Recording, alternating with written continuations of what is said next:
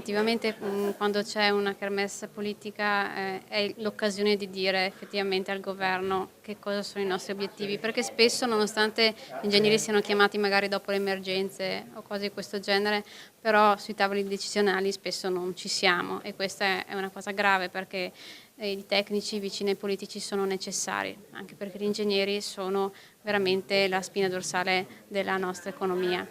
In particolare sono due temi che veramente sono importanti per l'Ordine degli Ingegneri di Verona e sono tutti i rischi sismici e idrogeologici. È importante veramente prevenire invece che arrivare dopo a cosa fatta. Questo anche in un periodo di crisi in cui si deve iniziare a pensare alle risorse e a come occuparle, veramente questo vuol dire comunque risparmiare la prevenzione sismica e idrogeologica. Anche sugli edifici esistenti la nostra edilizia può rinascere nonostante la crisi, quindi noi puntiamo su questo.